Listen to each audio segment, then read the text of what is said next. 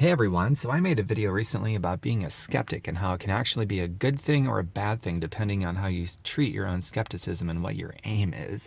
And I had this idea I wanted to expand upon for you. And there's going to be some F-bombs in it. I already know about it. So if swearing makes you melt or whatever, your ears bleed or your eyes bleed, then you may want to cover your ears or your eyes or just turn the video off altogether because this is going to be some pretty raw emotion. I feel it coming already. But basically, here's a great example. So you already know that you can use your skepticism to be skeptical, to find solutions, to grow yourself, expand your brain, and attach yourself to positive things and things that are working. Or you can do what most people do, be a skeptic because you're a wimp and you want to think small instead of think big and attach yourself, find out what's wrong, and always have justifications for all this negative crap. So look at this. When we get a cancer diagnosis, we're going to be skeptical about an opportunity to change our lives for the better, right? We're going to find all sorts of reasons of why it won't work, what's wrong with it. Something that could change our lives will be the wrong kind of skeptic.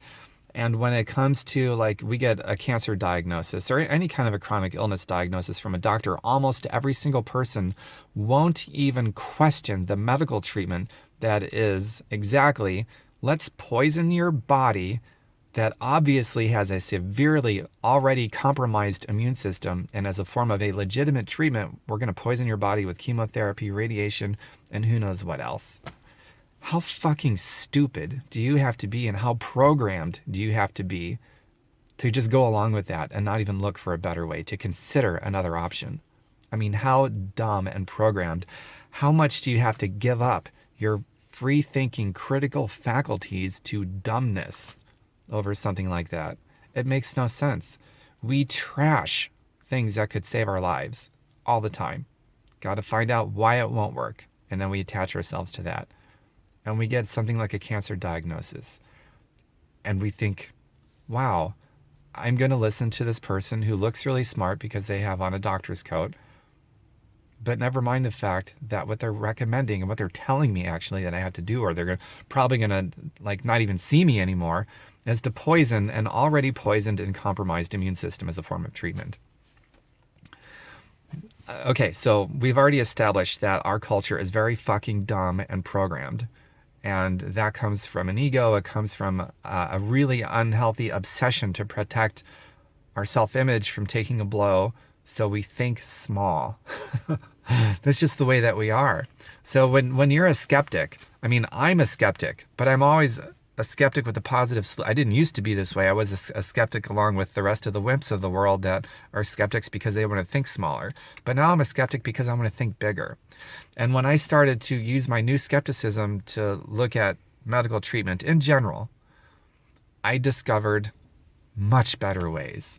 I discovered things like the Gerson therapy and Living Food Institute, where they actually cure people of all cancers, all stages, and a lot of other chronic problems too, not just cancer, using nature, not medical treatment. And there's a time and place for medical treatment, don't get me wrong, but it is very badly abused in such a way that it kills more people every month than the nuclear bomb did in Japan, both of them, which took out about 250,000 people, millions of people over the course of the years following with the fallout. Medical treatment kills more people per month than the nuclear bombs did ever. I mean, really, the nuclear bomb is like Mary Poppins considered to what medical treatment does to people. However, there is a time and place for it, so don't get me wrong about that. So I just wanted to help you expand your mind a little bit with how you think about skepticism. Why are you skeptical, and what is your aim? Whatever it is that you're looking at, whether it's an opportunity to change your life, or you just got a diagnosis, or who knows what. You have to live with your decisions, obviously, the rewards of the consequences. But what I'm saying is that more people, I think it would behoove you to tap into your critical faculties and not run as programmed, and be a positive skeptic, question things, have doubts positively so that you make discoveries. The discoveries that mankind has almost always made comes from doubt, but a positive doubt, because we want to find a better way and we want to attach ourselves to stuff that's really cool, really positive, and scale up on those things. But if you're going to have skepticism and doubt the way that most people do, you're going to be a wimp who thinks smaller because you want to protect your image from hurting and your ego from taking a blow. So you think small because you don't want to give anybody the right to be able to say anything bad about you. Therefore, you have no significance positively in anybody's life or any creature's life or the planet that we live on. And that's such a pussy way to live. And aside from that, I can't help but go back to just logistically, how fucking stupid does somebody have to be to poison an already poisoned and compromised immune system as a form of treatment just because somebody who has a plaque that says they're smart says it's a good idea? Well, start thinking outside of the box.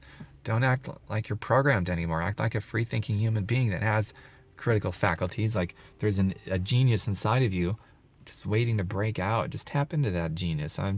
I think you're going to find life is more, maybe not easier, but it's going to be more worthwhile, which turns out to be easier. All right. I hope that helps. I've got a website. It's called fireyourboss.xyz. I love that name. Not .com.xyz. Fireyourboss.xyz. I've got thousands of pieces of content there, all to do with health, healing, happiness, mindset training, freedom, financial freedom, and how the truly rich people of the world measures their wealth by their time, not their money, and also by their free thinking critical assets, their brain, but not their money. But enlightened people make the connection between being financially free and being free with their time. Fireyourboss.xyz. And feel free to pass this along, share it with other people if you know somebody that would like this as well. If you feel this video is worthy, even though there's a couple of F-bombs in it, it needed to be said. Take care, everyone. Next video coming soon. Bye for now.